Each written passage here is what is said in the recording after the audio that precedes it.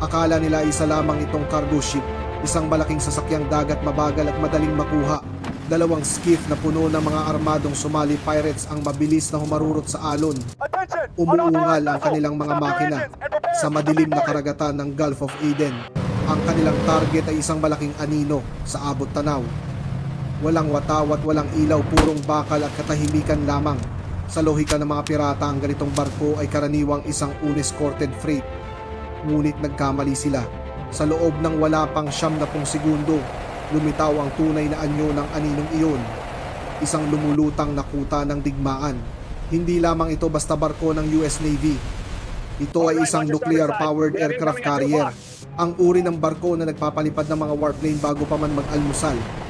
At may taglay na mas malakas na firepower kaysa sa karamihan ng mga bansa. Ang mga pirata ay may hawak na mga AK at RPG.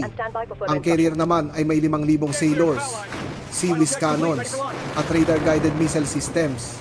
Mayroon din silang zero patience policy para sa anumang banta. Ang sumunod na nangyari ay hindi isang standoff o isang labanan. Isa itong aral para sa mga pirata.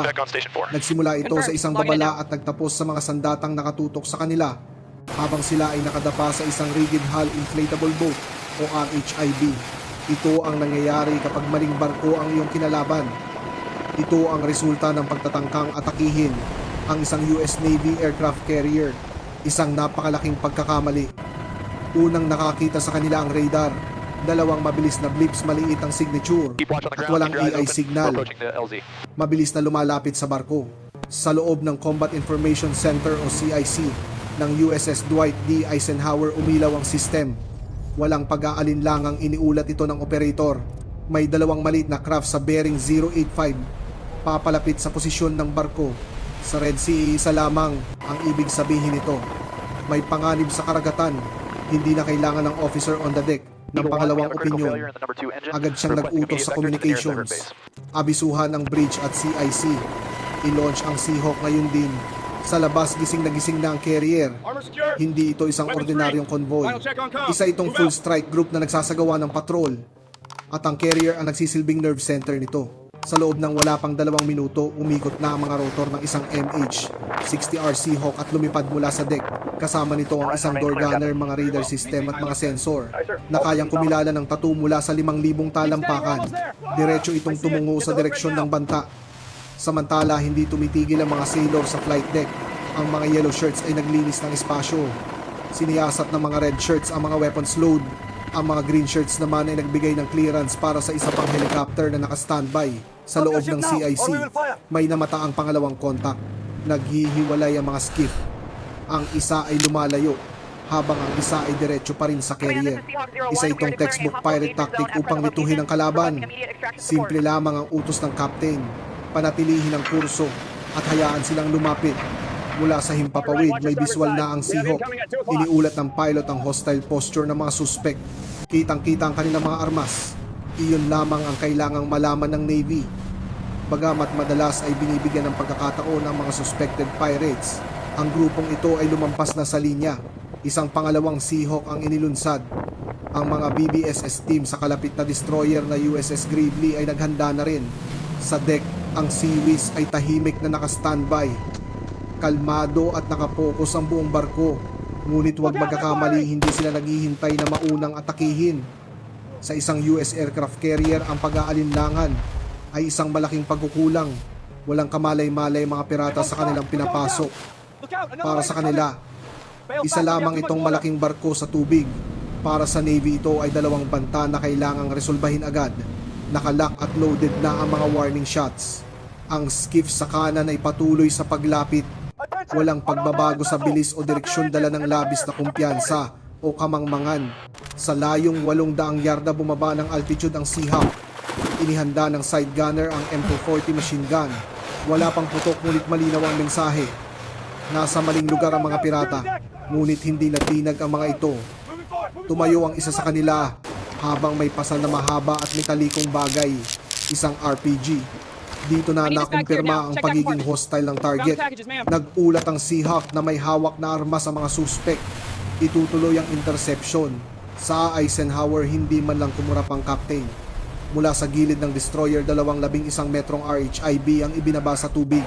Lulan nito ang mga Navy BBSS teams na may suot na body armor, hawak na M4 at mga flashbang. Hindi sila mga diplomat. Sila ay mga floating SWAT teams na may pahintulot na kumilos ng mabilis at marahas kung kinakailangan. Hindi na kailangang magpaputok ng carrier mismo. Iyon ang trabaho ng task force. Ngunit kung lulubha ang sitwasyon ng Seaweed turrets ay handa ng sumalakay. Sa kabilang banda, pumuwesto na ang USS Gravely sa flanking position. Para itong laro ng chess sa bilis na 35 knots. Isang skiff laban sa 2 warships at isang helicopter. Hindi ito isang laban na mapapanalunan ng mga pirata. Mula sa itaas, nagbigay ng huling babala ang Seahawk gunner. Nagpakawala siya ng sunod-sunod na putok sa harap ng skiff. Malinaw ang babala, lumingon pabalik o lumubog sa dagat. Dito na kumilos ang mga pirata, ngunit huli na ang lahat. Nasa paligid na nila ang mga RHIB. Mabilis na hinarang ng unang BBSS team ang skiff mula sa gilid. Ang pangalawang team naman ay humarang sa likuran upang walang takasan. Gamit ang loudspeaker, sumigaw ang mga otoridad. Ibagsak ang mga sandata at itaas ang mga kamay. Nagkaroon ng gulo at takot sa panig ng mga pirata. Itinapon ng isa ang kanyang AK sa tubig. Ang isa naman ay natigilan sa sobrang takot. Matalinong desisyon ito dahil hindi naghihintay ang Navy sa mga ganitong sitwasyon. Sa loob ng wala pang 30 segundo tapos na ang operasyon. Nakumpiska ang mga armas at pinusasan ang mga pirata. Selyado na ang eksena at kontrolado na ang sitwasyon. Ang Eisenhower naman ay hindi man lang tumigil o bumagal sa paglalayag dahil ang mga aircraft carrier ay hindi kailangang humarap sa bawat maliit na banta. Mayroon silang mga escort na handang lumaban para sa kanila. Doon lamang na-realize ng mga pirata ang kanilang pagkakamali. Hindi lang sila maling barko ang kinalaban, kundi maling karagatan ang kanilang pinasukan. Ngayon, kailangan nilang harapin ang konsekwensya ng kanilang ginawa. Habang nakapusa ang mga pirata, patuloy ang investigasyon ng Navy. Hindi lamang sila basta hinuhuli. Inaalam din ang kanilang pinagmulan upang magpadala ng mensahe sa iba pang banta. Dinala ang mga suspek sa USS Gravely.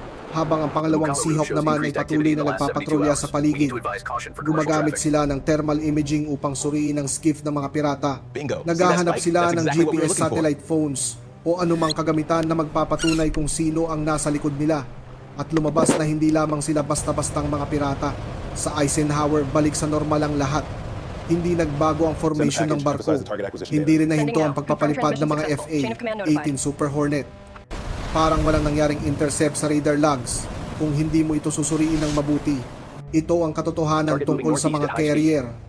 Hindi sila natitinag ng mga maliit na banta habang ang mga pirata ay naghahabol ng pera gamit ang mga lumang makina ng US Navy ay nagpapatakbo ng 100,000 toneladang nuclear-powered fortress. Kaya nitong magpalipad ng jets bawat 30 segundo. May kakayahan din silang kontrolin ang seguridad sa kalahati ng mundo. Hindi sila matatakot sa ilang pirata lamang at ang pangalawang skiff na lumayo kanina. Hindi rin ito nakatakas. Isang drone ang nakakita rito. 6 na milya ang layo mula sa carrier. Nakatigil ito malapit sa isang fishing vessel na mukhang kahina-hinala. Ilang minutong lumipas, sinalakay din ito ng RHIB team mula sa USS Mason. 2 pang pirata ang nadakip at isang laptop ang nakumpiska. Ang simpleng interception ay nauwi sa pagkakadiskubre ng isang mas malaking operasyon. Ang nakakatawang bahagi rito ay akala pa rin ng mga pirata na cargo ship ang kanilang inatake hanggang sa sinabihan sila ng isang US Marine. Hindi nyo ba alam na aircraft carrier ang inyong nilapitan? Nanahimik ang mga pirata. Marahil ay napaisip sila sa kanilang napakalaking pagkakamali. Bakit nga ba ang isang carrier ang pinakamahirap na target sa buong mundo? Ang pag-atake rito ay parang pagdadala ng butter knife sa isang labanan ng mga tangke. Ngunit ang tangke na ito ay lumulutang at nagpapalipad ng mga fighter jets. Ang aircraft carrier ay hindi kailanman nag-iisa sa dagat. Lagi itong bahagi ng isang carrier strike group.